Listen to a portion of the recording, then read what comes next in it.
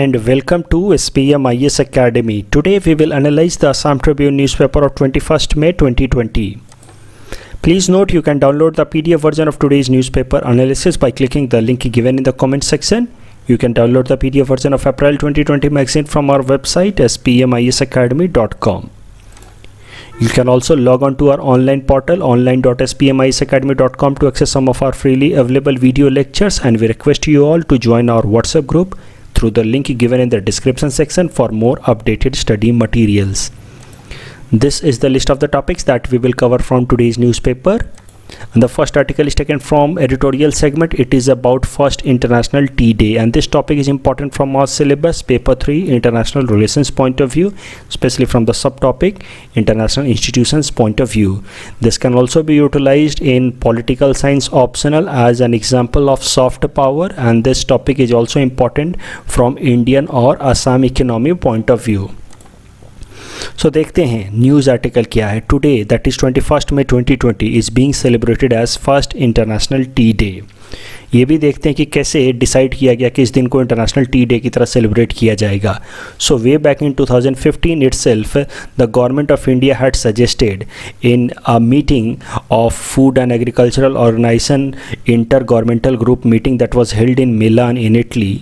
Indian government had recommended that 21st May should be celebrated as international tea day, and on the basis of that recommendation last year united nation general assembly accepted that proposal, and on the basis of that proposal itself now 21st May 2020 is being celebrated as first international tea day, and later on every year this day will be celebrated as international tea day. तो let us also see the benefits of celebrating an international tea day. International tea day आखिर celebrate करने से क्या क्या फ़ायदे होंगे. Of course it will create awareness about T consumption globally. तो T को एक पॉपुलर बेवरेजेस बनाया जा सकता है across the globe with help of celebrating an international tea day. उसके अलावा इंडिया जो एक मेजर टी प्रोड्यूसर है, वहाँ के जो छोटे छोटे स्मॉल टी प्रोड्यूसर्स हैं उनको फ़ायदा होगा, क्योंकि हाल फिलहाल में एक ट्रेंड देखा जा रहा है इंडिया के अंदर as far as tea production is concern. हमारा टी प्रोडक्शन तो बढ़ता जा रहा है ईयर ऑन ईयर, लेकिन डिमांड उतनी नहीं बढ़ पा रही है, और इस कारण से जो प्राइस है टी का वो स्टैगनेट हो गया है. और टी का प्रोडक्शन बढ़ने के पीछे कारण है कि बहुत सारे स्मॉल टी ग्रोअर्स हाल फिलहाल में इंक्लूड हुए, and they are now adding to overall tea production in our country. लेकिन डिमांड इतना बढ़ नहीं रहा है, इस कारण से जो टी ग्रोअर्स उनको फ़ायदा नहीं हो रहा है, प्राइस काफ़ी स्टैगनेट हो चुका है. तो India is hoping that with help of this International Tea Day there will be an awareness and popularity of tea as a beverages across the world, and this will help in pulling up the demand, and with this the price of tea will also go up, and with this the many entrepreneurs and workers who are engaged in tea industries will be benefited. Of course, International Tea Day is also an opportunity to celebrate the cultural heritage, health benefits and economic importance of tea. और ये तीनों ही benefit India के लिए बहुत ही ज़्यादा important है. एक बार ज़रा ब्रीफली हिस्ट्री ऑफ टी भी देख लेते हैं जो इस आर्टिकल में दिया हुआ है. Tea has been grown in the state of China for about 5,000 years. वहाँ के जो पुराने अबॉरिजिनल ट्राइब्स हैं वो जो south western border of China पे रहते थे, राइट 5,000 ईयर्स अगो इटसेल्फ वो टी को उगाते थे, and they mostly used it for medicinal purpose. India के अंदर भी टी उगाया जाता रहा है राइट फ्रॉम एंशिएंट टाइम, और ये भी काफ़ी ट्रेडिशनली उगाता जा रहा है in the north eastern region of India, खासकर आसाम स्टेट के अंदर. So Assam can be considered as birth place of Indian tea. The Singpo tribe of Assam have been brewing tea from the naturally growing tea bushes since antiquity. लेकिन इसको planned commercial तरीके से पहले China के अंदर start किया गया, उसके बाद इंडिया के असम स्टेट के अंदर स्टार्ट किया गया. तो प्लान्ड और कॉमर्शियल तरीके से टी ग्रोइंग कैसे स्टार्ट हुआ उसकी भी ज़रा सा ब्रीफ हिस्ट्री देख लेते हैं. The Britishers started planned and commercial cultivation of tree in Assam. उसके लिए इन्होंने कई सारे टी स्टेट्स भी बनाए. तो सबसे पहले इन 1823 Robert William Bruce, a Scottish trader, with help of Mani Ram Diwan, met a Singpo chief Besa Guam. तो ये सारे नाम आप याद रखना प्रीलिम्स पॉइंट ऑफ व्यू से। 1823 में रॉबर्ट विलियम ब्रूस एक स्कॉटिश ट्रेडर था। He came into contact with Maniram Dewan, इनके बारे में तो आपने ज़रूर पढ़ रखा होगा इन असम हिस्ट्री। और मनीराम दीवान साहब की मदद से ही made to the Singpo chief Bessa Gam, जिसके हेल्प से इनको पता चला रॉबर्ट विलियम ब्रूस को about tea as a beverages that was very popular in this tribe, Singpo tribe. उसके बाद ये टी को लेकर के ब्रिटेन गए और वहाँ पे ब्रिटेन में इस टी को जब लोगों ने टेस्ट किया तो उनको ये काफ़ी पसंद आया। तो उसके बाद से ब्रिटिशर्स ने इसको इंडिया में कॉमर्शियल लेवल पे ग्रो करना शुरू किया और कई सारे फिर टी स्टेट्स बनाए गए आसाम के अंदर। टी को अब एक नेशनल ड्रिंक बनाने का भी डिमांड किया जा रहा है इंडिया के अंदर। आपको एक बात जाननी चाहिए, अगर कभी मान लो टी पे सवाल आ जाए तो आप इस पॉइंट को जरूर लिखना, that a department related parliamentary standing committee on commerce has already recommended declaring tea as a national drink of India. आपको एक बात तो पता ही होगी कि that tea is state drink of Assam. Tea industry Assam के लिए बहुत इंपॉर्टेंट है। It can be considered as life line. Tea और सिल्क, यही दो तो मेन इंडस्ट्री हैं आसाम के अंदर। आपको इनके बारे में डिटेल में जानना चाहिए। So Assam produces about 52% of India's tea and it has largest area under tea plantation. In Assam there are about 83,000 tea gardens spread over 3 lakh hectares. तो कुछ फैक्चुअल इन्फॉर्मेशंस अगर आप याद रखेंगे तो आपको आंसर राइटिंग में मदद मिलती है। तो ये सारे कुछ फैक्चुअल इन्फॉर्मेशंस आप याद रखना। Some of the important tea production districts are like Tinsukia, Dibrugarh, Sivasagar, Jorhat, Golaghat, Nagaon and Sonitpur. In 1911 a tea research center was established at Toklai in Jorhat for developing scientific methods of tea production, and this is oldest and largest tea research center in the world. आज के newspaper से ये मैंने snapshot लिया है। तो ये जो फैक्चुअल इन्फॉर्मेशन हैं ये सीधा असम गवर्नमेंट की तरफ से आ रहे हैं, तो आप इनको डायरेक्ट याद करो, इनको आप कोट करो। This will help you in fetching better marks. Assam is the largest tea producing region in the world. Tea is the official state drink of Assam. Assam produces 52% of country's tea. तो mind it, मैंने notes में 55 लिख के दे रखा था, but आप उसको rectify कर लेंगे। जब असम सरकार ने खुद बोल रखा है 52, then please write 52%. There are about 783 big tea gardens and about 1.18 lakh small tea gardens providing direct employment to about 10 lakh people in Assam. जो सबसे important point है वो आप यहाँ देखो, tea sector with over 50% of women worker is the single largest employer of women in the country. तो कभी भी women employment पे सवाल आए तो आप इस point को mention कर सकते हो। Tea is the world's most consumed drink after water and it has health benefits with presence of tannins, flavonoids and antioxidants. The next article is taken from international segment. It is about Oslo peace process and this topic is important from our syllabus paper 3 international relations point of view. Also it is important from our point of view paper 2 world history and political science optional point of view. तो इस news article का पहले background समझते हैं। देखो, ये Oslo peace process आप पढ़ सकते हैं। ये news article, Abbas says Israel's annexation plan has derailed Oslo accord या ओस्लो पीस प्रोसेस। लेकिन अगर हमें ओस्लो पीस प्रोसेस समझना है तो पहले हमें पूरी हिस्ट्री समझनी होगी इजराइल पैलेस्तीन कन्फ्लिक्ट की। वैसे तो ये पूरा का पूरा इजराइल पैलेस्तीन कन्फ्लिक्ट में ऑलरेडी डिस्कस कर चुका हूँ इन माई न्यूज़पेपर एनालिसिस ऑफ 28 जनवरी 2020। तो अगर आपको ये इजराइल पैलेस्तीन का कन्फ्लिक्ट पता है तो आप इस सेगमेंट को डायरेक्टली स्किप कर सकते हैं। But today we will again discuss the entire background of Israel Palestine conflict. Israel Palestine conflict एक मेजर सोर्स ऑफ कन्फ्लिक्ट है वेस्ट एशिया के अंदर। वेस्ट एशिया के अंदर देखो दो ही कन्फ्लिक्ट्स हैं, major conflicts, Iran versus Saudi Arabia, that can also be known as Shia versus Sunni conflict, और दूसरा कन्फ्लिक्ट है इजराइल वर्सेस पैलेस्तीन। तो इजराइल और पैलेस्तीन कन्फ्लिक्ट के कारण पूरी दुनिया भर में इनस्टेबिलिटी होती है। तो एक बार ज़रा देखते हैं कि ये इजराइल पैलेस्तीन कन्फ्लिक्ट है क्या। इसको समझने के लिए एक बार ज़रा सा ब्रीफ ज्योग्राफी देख लेते हैं। नेबर कंट्रीज़ ऑफ इज़राइल, आपको पता है कि इज़राइल एक छोटा सा ये कंट्री है दैट ओपन्स इन मेडिटेरियन सी। तो आप देख सकते हैं यह मेडिटेरियन सी में इसका वेस्टर्न बॉर्डर है। उसके अलावा यहाँ पे है गल्फ़ ऑफ अकाबा। इसके जो सराउंडिंग कंट्रीज़ हैं दे आर इज़राइल, ये है सिनाई पेनिनसुला ऑफ इज़राइल, उसके अलावा जॉर्डन और सीरिया एंड लेबनान। तो आपको एक बात पता होगी, मैं पहले भी बता चुका हूँ कि ये जो वेस्ट एशिया रीजन है उसमें सारे कंट्रीज़ इस्लामिक कंट्रीज़ हैं जो इस्लाम रिलीजन को फॉलो करते हैं एक्सेप्ट इज़राइल। तो ये इज़राइल को पेक्यूलियर बनाता है। ये भी हम समझें कि आखिर इज़राइल की क्या हिस्ट्री रही है, why Israel is non Islamic in this entire West Asia region where majority of the population is Islamic. So history of Israel को समझने के लिए हमें जाना होगा अबाउट 3000 ईयर्स अगो, और लगभग 3000 साल पहले यहाँ पे ये जो एरिया है इज़राइल लैंड, वहाँ पे एक तरह के ट्राइब रहते थे जिसको हम जूडुआ ट्राइब्स कह सकते हैं, and they followed a kind of religion known as Jewish religion. Jewish religion is a very old religion. It is a religion that has been followed right from the ancient times. तो और ये in fact Christianity और इस्लाम से भी पुराना है। तो यहाँ पे रहने वाले लोग दे फॉलोड ज्यूइश रिलीजन। लेकिन अगर आप इस लैंड को देखें, यहाँ जहाँ पे ये ज्यूइश रिलीजन को फॉलो करने वाले लोग रहते थे, जहाँ आज इज़राइल कंट्री बसा हुआ है, अगर आप इस लैंड को देखें तो आपको पता चलेगा that it is a tri junction.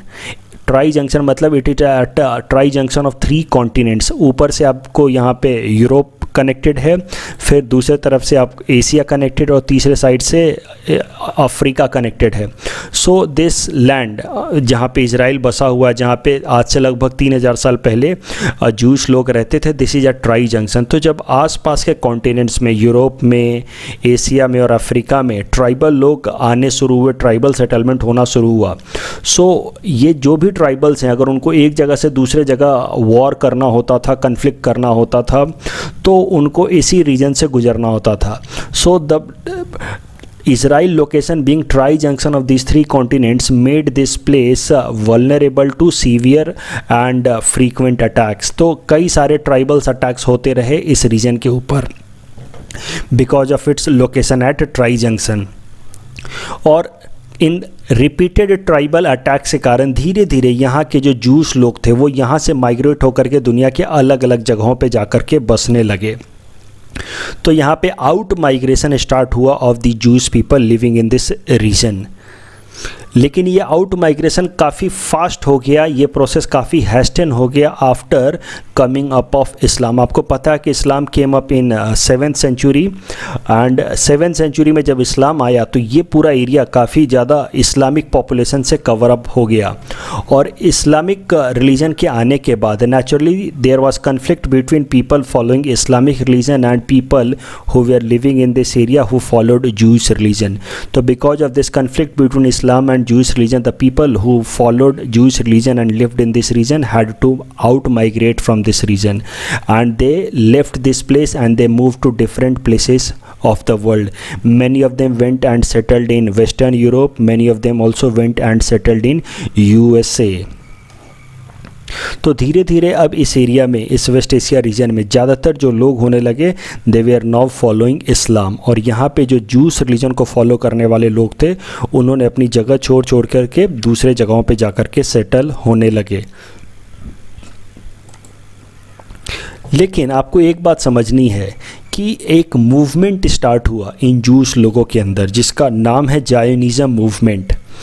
इस जाइनिज्म मूवमेंट का अगर डेफिनेशन ही देखा जाए then it says that a movement that encourages Jewish people who were settled across the world to come and settle to their ancestral land and make it as Jewish state.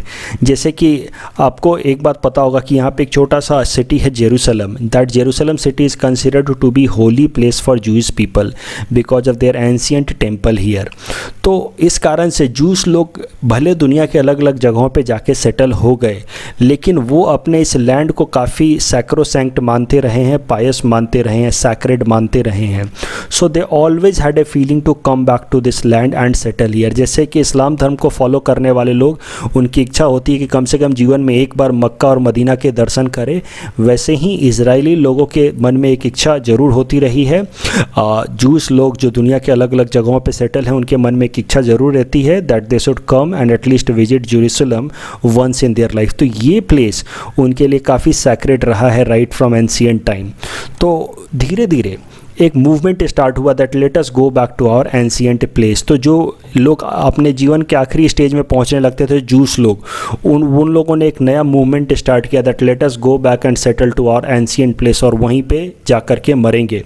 तो एक movement start हुआ। इस movement को main face दिया है, इस movement को popularise किया है एक जूस लीडर ने जिनका नाम है थियोडर हर्जल, और ये मूवमेंट पॉपुलर तरीके से स्टार्ट हुआ इन 1897। उसके पहले ऐसा नहीं है कि लोग नहीं आते थे, उसके पहले भी जूस लोग इस एरिया में आते थे, सेटल होते थे, लेकिन इस मूवमेंट को काफ़ी पॉपुलर किया है, एक फॉर्मल शेप दिया है थियोडर हर्जल ने इन 1897। और ये मूवमेंट काफ़ी पिक करने लगा 20th सेंचुरी से, और कई सारे जूस लोग, जैसा कि मैंने आपको बताया, कई सारे जूस वेस्टर्न यूरोप में जाके सेटल थे, यूएस में सेटल्ड थे, वो सब लोग धीरे धीरे आकर के अपने इस एंसेस्ट्रल लैंड पे, जहाँ पे उनका जेरूसलम सिटी है, जहाँ पे उनका सैक्रेड टेम्पल है, वहाँ आकर के सेटल होने लगे। तो 20th सेंचुरी में जैनिज़्म मूवमेंट काफ़ी पिक करने लगा, लेकिन ये जैनिज़्म मूवमेंट काफ़ी ज़्यादा स्ट्रेंथन हो गया ड्यूरिंग वर्ल्ड वॉर 1, क्योंकि Balfour declaration was made during World War 1। तो ये बाल्फोर डिक्लेरेशन एक बहुत इंपॉर्टेंट टॉपिक है from world history point of view. UPSC में भी इसको पूछा जा चुका है, तो आपको बाल्फोर डिक्लेरेशन समझना चाहिए, that was made by Britain in World War 1। तो बाल्फोर पूरा नाम है इनका Arthur Balfour. He was foreign secretary of United kingdom during World War 1, और उन्होंने 1917 में एक लेटर लिखा to a Jewish leader Lord Rothschild को, और उस लेटर में उन्होंने कहा कि अगर जूइश लोग ब्रिटेन को सपोर्ट करते हैं इन वर्ल्ड वॉर, तो उसके बदले में ब्रिटेन हेल्प करेगा इन जूइश लोगों को to settle in their ancestral land in areas around Jerusalem city.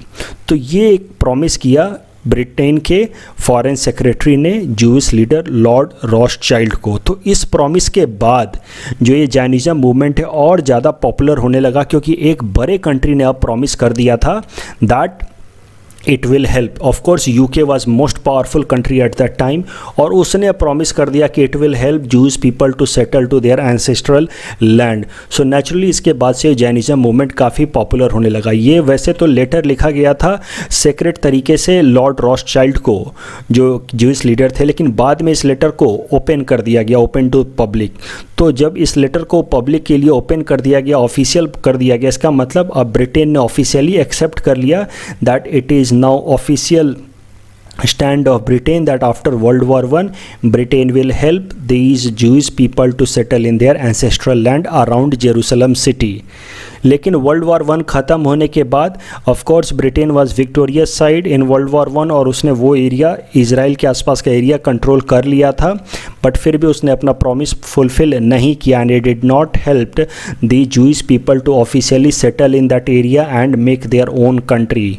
तो अपना प्रॉमिस उन्होंने पूरा नहीं किया, rather they captured that area and made it a British colony, जिसका नाम उन्होंने कहा ब्रिटिश मैंडेट। अगर आप देखो वर्ल्ड वॉर 1 से पहले 1914 में, आपको पता है वर्ल्ड वॉर 1 स्टार्ट हुआ, ये जो एरिया है हम बात कर रहे हैं इस रीजन की, यहाँ पे अभी इजराइल सेटल्ड है, तो ये जो पूरा एरिया है that was under Ottoman Empire. Ottoman Empire एक इस्लामिक किंगडम था, और इस ओटोमन सुल्तान के under it was being ruled. ये पूरा का पूरा area was under Ottoman Empire, and Ottoman Empire fought against Britishers in World War 1, and of course Britishers were victorious and Ottoman Empire was defeated. एक तरफ Ottoman empire था और Germany था, दूसरे तरफ ब्रिटेन और फ्रांस था, main parties during World War 1। तो Ottoman Empire was defeated, and as a result of that defeat, that Ottoman Empire was broken into separate territories. The Ottoman Empire came to an end, and its territory of Ottoman Empire was broken into so many countries like Turkey. तो एक अलग से Republic of Turkey बनाई गई under Mustafa कमाल पाशा, आपने पढ़ रखा होगा, और टर्की एक सेकुलर कंट्री हो गया। उसके अलावा आर्मेनिया, कुर्दिस्तान, और ये जो ऊपर वाला पार्ट है जहाँ पे सीरिया सेटल्ड है, उसको फ्रांस ने कैप्चर कर लिया। और उसने कहा कि this will be France mandate, यानी कि एक तरह की कॉलोनी फ्रांस की बना दी गई। और ये जो पार्ट है जहाँ पे ब्रिटिशर्स ने प्रॉमिस किया था कि वो जूस लोगों को हेल्प करेंगे उनकी अपनी एक कंट्री सेटल कराने की, और जायनिज़म मूवमेंट को वो ऑफिशियली उन्होंने सपोर्ट किया था विथ बाल्फोर डिक्लेरेशन, वो पूरा नहीं किया और उन्होंने इस एरिया को खुद के अंडर कंट्रोल रख लिया और इसका नाम दिया ब्रिटिश मैंडेट या British Palestine after World War 1। But फिर से आपको पता है after about 20 years there was another World War 2, and after World War 2 on insistence of United States of America Israel state was created. World War 1 के बाद जब इन्होंने अपना प्रॉमिस पूरा नहीं किया तो naturally the Jewish people were antagonised against Britishers. और बीच में आपको पता है कि वर्ल्ड वॉर 1 और वर्ल्ड वॉर 2 के बीच में Germany under Hitler took a very atrocious approach towards Jewish people. Jews लोगों के अगेंस्ट कंसंट्रेशन कैंप चलाया गया and about 4 million people 4 million Jews were harassed, tortured and killed। तो जूस लोगों के लिए एक पूरी दुनिया में लोगों के मन में एक सिंपैथी डेवलप हो रही थी। तो अब दुनिया भर में एक अप्रोच डेवलप हो रहा था that let us give the Jews people their own ancestral land, वहाँ पे उनकी अपनी एक सेपरेट कंट्री बनाई जानी चाहिए, mainly after the atrocious activities of Hitler in between world War 1 and world War 2। तो जब एक बार वर्ल्ड वॉर 2 ख़त्म हुआ तो यूएस ने ऑफिशियली सपोर्ट किया that there should be a separate country Israel for this Jewish people. और इस तरीके से फिर यूनाइटेड नेशन के अंदर एक रिजोल्यूशन रखा गया, United Nation resolution number 181, and according to this resolution now a separate country Israel was to be created in that region. लेकिन जो आसपास के अरब कंट्रीज़ थे, देखो जो आसपास के अरब कंट्रीज़, अरब एक लैंग्वेज है और जो आसपास के कंट्रीज़ हैं मैं ऑलरेडी आपको बता चुका हूँ वो इस्लाम धर्म को फॉलो करते हैं। तो पैलेस्तीन टर्म का पहले आप मतलब समझ लो। Palestine means those people who speak Arabic language and who follow Islamic religion.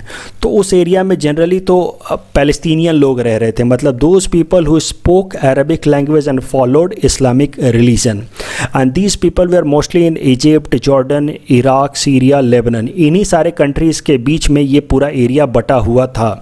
ये जो एरिया जिसकी हम बात कर रहे हैं, जिसको हम पैलेस्तीन कह सकते हैं, Palestine was not a country in itself. Palestine means those people who spoke Arabic language and followed Islamic religion. और ये जो पूरा का पूरा टेरिटरी है वो इन सारे कंट्रीज़ के बीच में बचा हुआ था, Egypt, Jordan, Iraq, Syria, Lebanon. और इस तरह से वाइट कलर से हमने रिप्रेजेंट किया है। छोटे छोटे जगहों पे कई सारे जूस लोग दुनिया के अलग अलग जगहों से आकर के यहाँ सेटल हो गए थे। तो छोटी छोटी जूस सेटलमेंट थी, but more or less this region was Palestine. जब एक बार ऑफिशियली अनाउंस कर दिया लेकिन यूनाइटेड नेशन ने under resolution number 181 that there will be a separate country Israel, और उन्होंने इजराइल का एक प्रॉपर मैप भी ड्रॉ कर दिया अंडर रिजोल्यूशन नंबर 181 कि ये जो वाइट वाला कलर है that will be the territory of Israel. और इस तरीके से एक ऑफिशियल कंट्री बनाने की कोशिश की यूनाइटेड नेशन ने अंडर रिजोल्यूशन नंबर 181। तो ये जो कंट्रीज़ थे Egypt, Jordan, Iraq, Syria, Lebanon, जो सराउंडिंग कंट्रीज है, इस साइड में इजिप्ट है, ऊपर में लेबनन है, जॉर्डन है, इन सब ने मिल करके इजराइल के ऊपर अटैक कर दिया in 1948 and that led to first Arab Israel war. तो it is known as first Arab Israel war. लेकिन इस अरब इजराइल वॉर में ये जो नया कंट्री है इजराइल जो अभी बना था 1948 में, it alone defeated all these countries, Egypt, Jordan, Iraq, Syria, Lebanon. Of course it did so with help of United States of America and United Kingdom. तो उनकी मदद से इसने इन सारे अरब कंट्रीज़ को हरा दिया और उसने जो प्रपोज टेरिटरी थी पैलेस्तीन की उसको भी कैप्चर कर लिया। आप देख सकते हैं ये ग्रीन वाली जो टेरिटरी है, these where the propose territory for Palestine. इनमें से भी कई सारे टेरिटरीज़ को इसराइल ने फोर्सफुली कैप्चर कर लिया पैलेस्टीनियन लोगों से, इन अरब कंट्रीज से।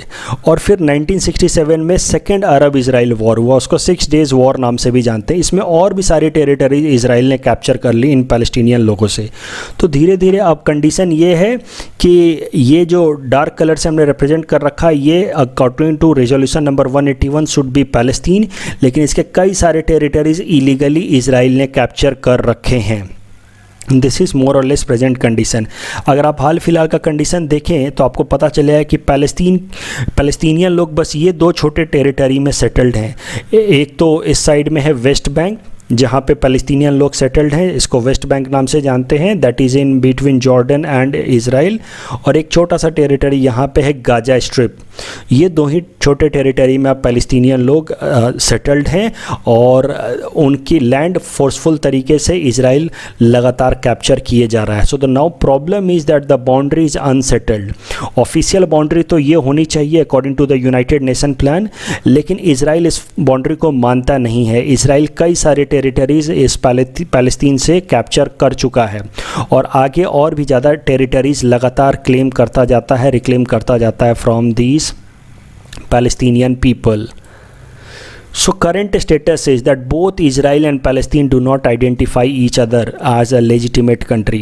जैसे आपको मैं ऑलरेडी बता चुका हूँ, चाइना और ताइवान के बीच का conflict, Taiwan recognises itself as a real China, जबकि China refutes the legitimacy of Taiwan. वैसे ही ये जो पैलेस्टीनियन लोग हैं उनका मानना है कि ये पूरा लैंड उनको बिलोंग करना चाहिए officially and there should be no country like Israel. और जो इज़राइल लोग हैं उनका मानना है that this entire land should belong to Israeli people and there should be no Palestine state in this reason.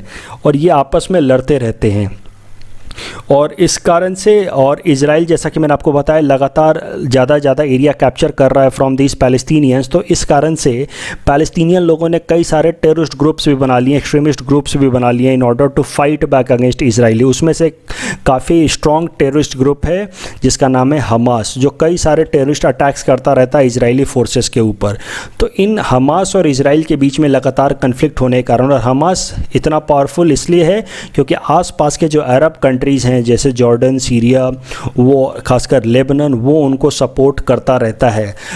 Lebanon की एक और वहाँ पे मिलिट्री ग्रुप है हिजबुल्लाह, वो भी फाइट करता रहता है अगेंस्ट इजराइल। तो इस तरीके से इजराइल के अगेंस्ट काफ़ी सारा कन्फ्लिक्ट चलता रहता है इस रीजन में, और इस कारण से ये पूरा का पूरा एरिया काफ़ी डिस्टर्ब रहता है।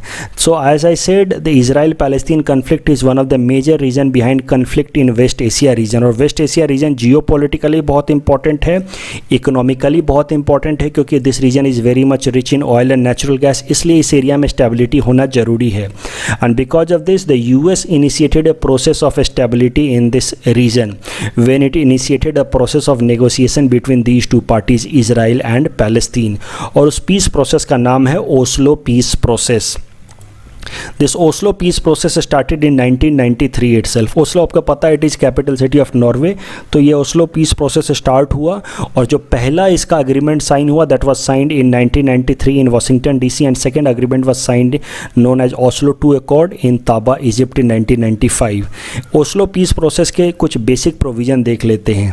ओस्लो पीस प्रोसेस के हिसाब से पहली बार इजराइल ने पैलेस्टीनियन लोगों को ऑफिशियली आइडेंटिफाई किया कि हाँ वो लोग सेपरेट हैं और उनको कुछ हद तक अपना लोकल सेल्फ गवर्नेंस का अधिकार है। पहली बार ऐसा आइडेंटिफाई किया इजराइल ने, और उसके बदले में फिर पैलेस्टीनियन लोगों के रिप्रेजेंटेटिव्स ने भी आइडेंटिफाई किया that okay fine, Israel is a country जिनके साथ वो नेगोशिएट करके अपना बॉर्डर सेटल करेंगे।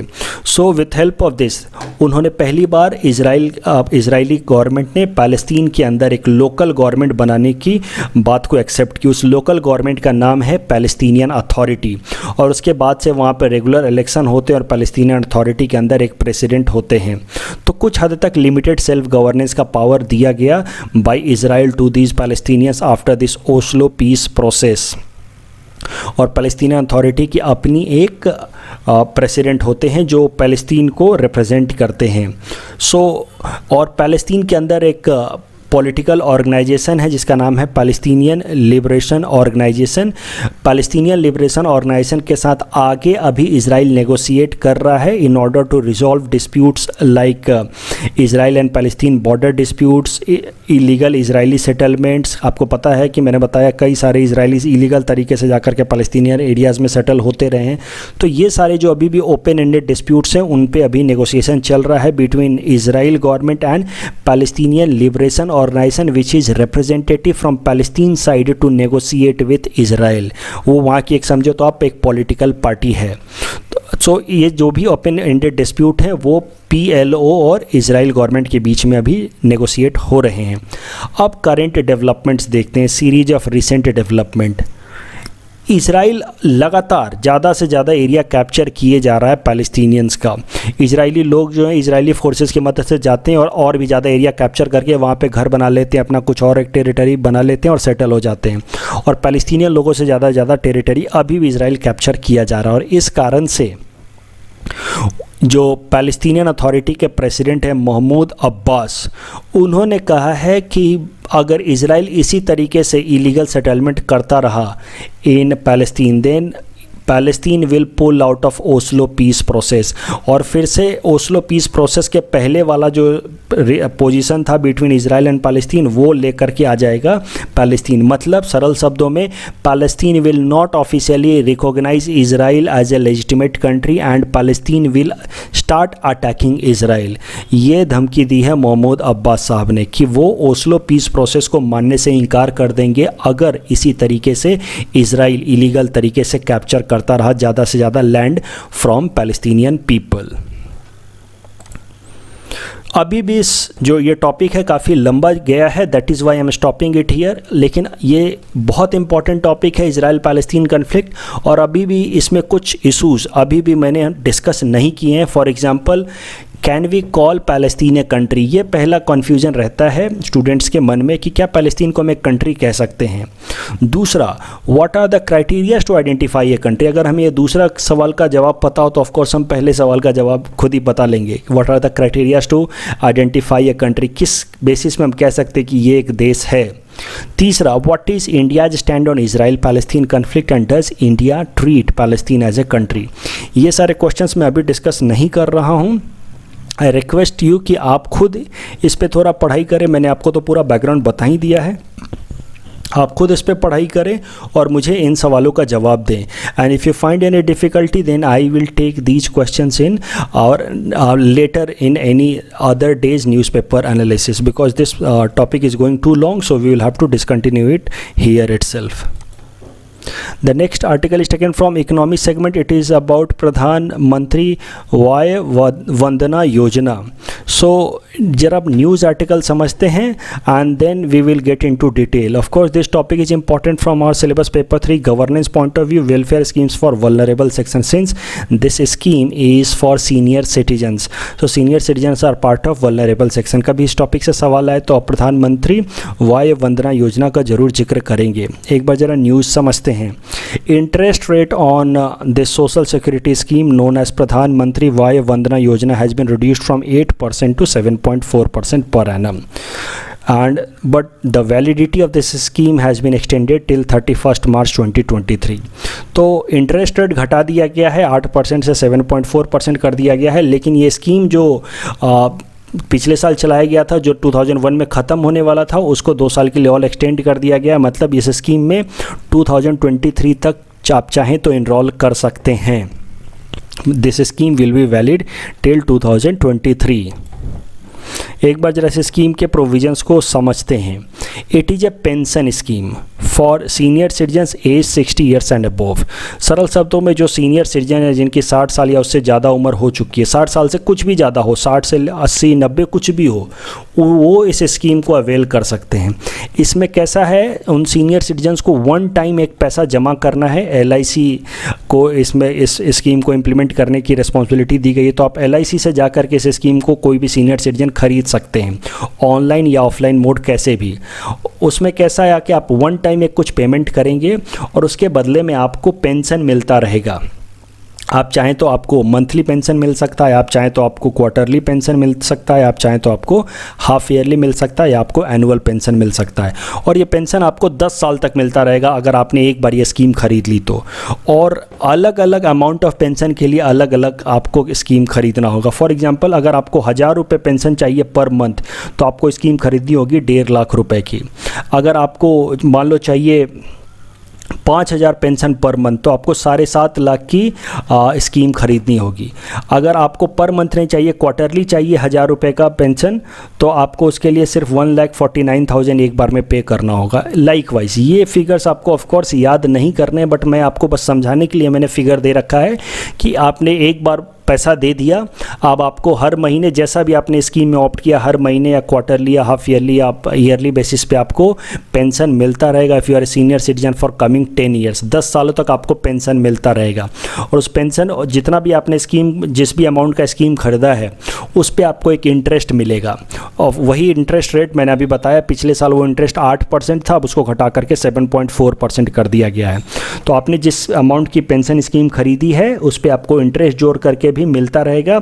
उसके बेसिस पे आपको इंटरेस्ट अमाउंट हर महीने, जो भी इंटरेस्ट अमाउंट होगा वो आपको जैसे चाहे वैसे पेंशन के रूप में मिलता रहेगा फॉर 10 ईयर्स। और 10 सालों के बाद जो भी आपने प्रिंसिपल अमाउंट जमा किया, मान लो 1.5 लाख रुपए दे करके आपने स्कीम खरीदी थी और आपको उसका इंटरेस्ट मिल रहा था 1,000 रुपये पर मंथ, तो 10 सालों बाद आपको ये 1.5 लाख रुपए वापस कर दिए जाएंगे। So the principal amount will be returned after the end of this period 10 year, that is 10 year.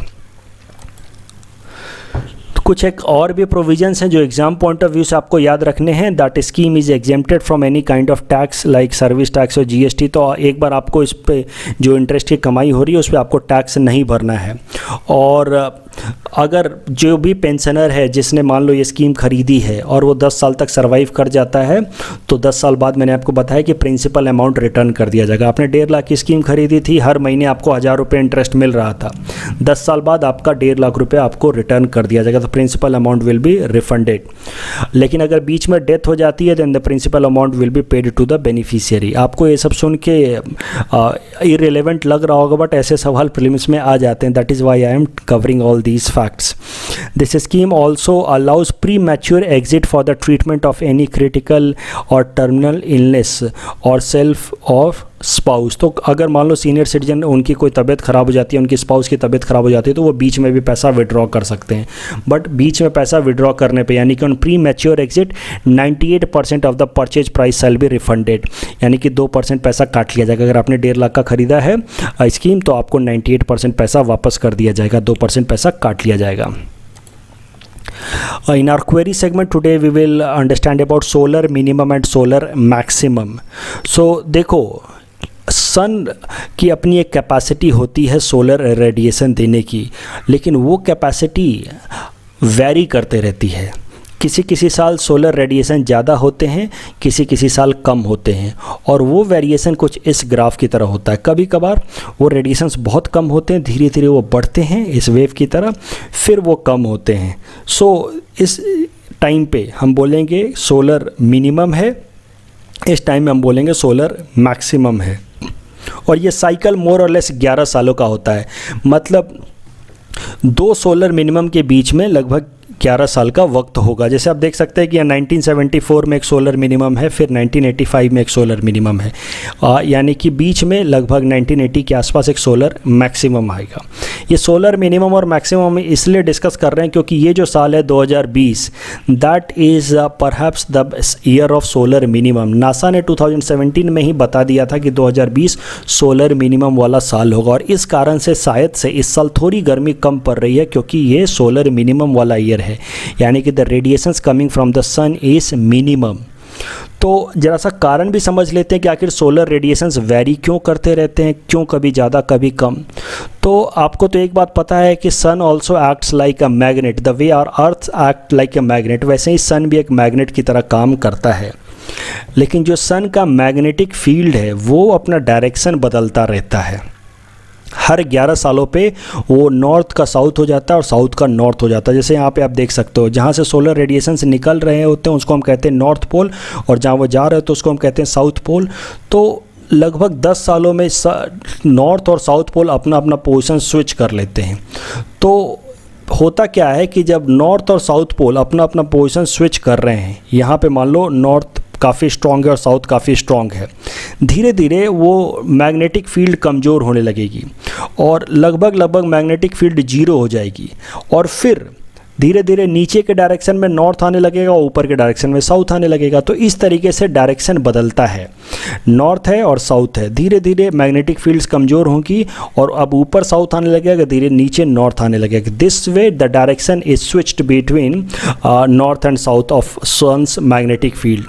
और सन की मैग्नेटिक फील्ड से डायरेक्टली एसोसिएटेड होता है उसका सोलर रेडिएशन। जितना स्ट्रॉन्ग मैग्नेटिक फील्ड उतना ज़्यादा रेडिएशन, और जितना वीक मैग्नेटिक फील्ड उतना कम रेडिएशन। तो इस कारण से देखो, सोलर मिनिमम वाला वो ईयर है जब सन अपना मैग्नेटिक फील्ड स्विच कर रहा है और उस स्विच करने के दरमियान उसका जो मैग्नेटिक फील्ड है वो मिनिमम हो चुका है। तो वैसे टाइम में हम कहते हैं ये जो वाला फेज है solar field magnetic field is minimum, उसको हम कहेंगे सोलर मिनिमम टाइम, क्योंकि उस टाइम में सोलर रेडिएशन सबसे कम आएंगे। और जब सोलर मैग्नेटिक फील्ड सबसे स्ट्रॉन्ग होता है, अपना नॉर्थ काफ़ी स्ट्रॉन्ग है, साउथ काफ़ी स्ट्रॉन्ग है, then in that case the solar radiations coming from the sun are very strong, and that year is known as the year of solar maximum. Impact on human life is quite negligible. ऐसा नहीं है कि solar minimum और maximum से कोई बहुत ज़्यादा अंतर पड़ जाएगा हमारे लाइफ पे।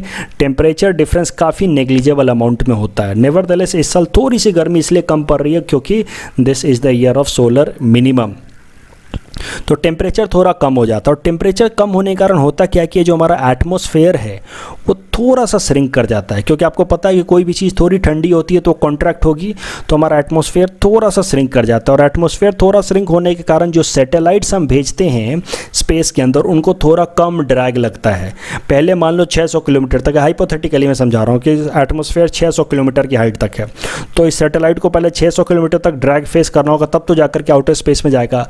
लेकिन अगर मान लो कॉन्ट्रैक्शन के कारण ये 500 किलोमीटर तक हो जाता है, तो अब इसको ड्रैग बस 500 किलोमीटर तक ही फेस करना होगा। सो कभी हो सकता है कि ये सोलर मिनिमम वाला साल है तो इम्पैक्ट भी पूछ ले कि what is the impact of solar minimum, तो आप लिख सकते हैं कि drag on satellite is reduced slightly.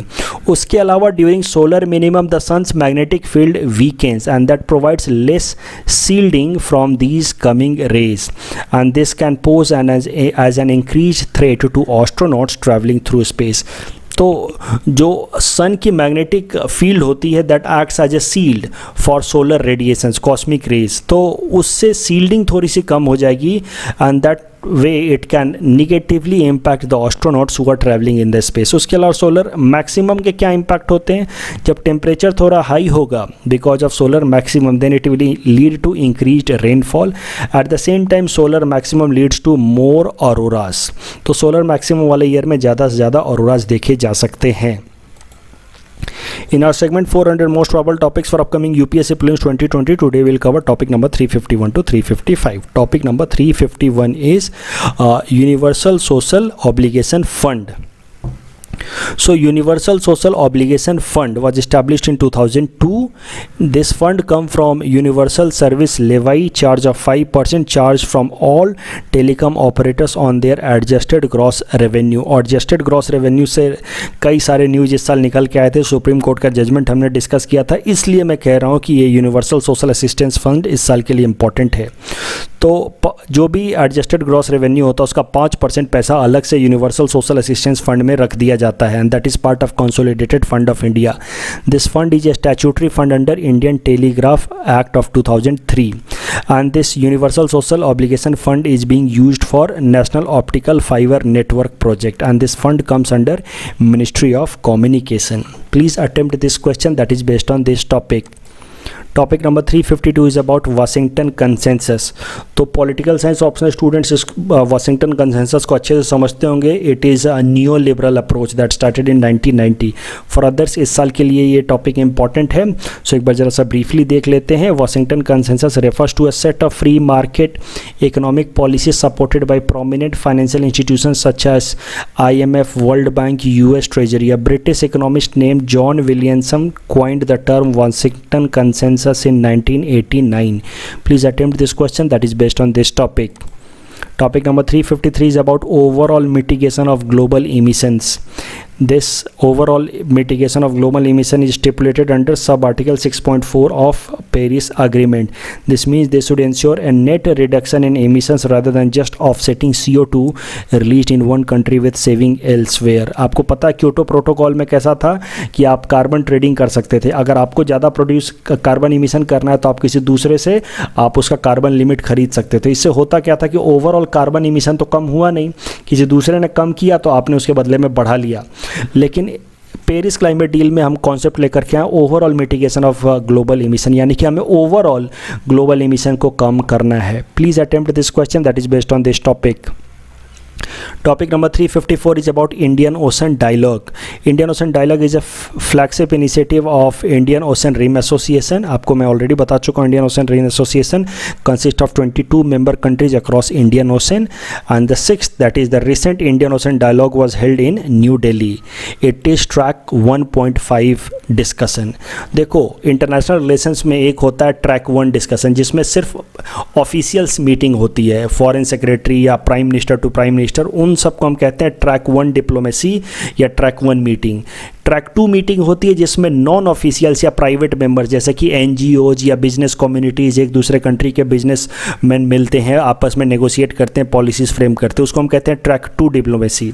एक नया टर्म आजकल निकल के आ रहा है ट्रैक 1.5 डिप्लोमेसी, जिसमें ऑफिशियल्स और प्राइवेट प्लेयर जैसे कि बिजनेसमैन या एनजीओ दोनों कंट्रीज़ के साइड से मिलते हैं, बातें करते हैं, उनको हम कहते हैं ट्रैक 1.5 डिप्लोमेसी.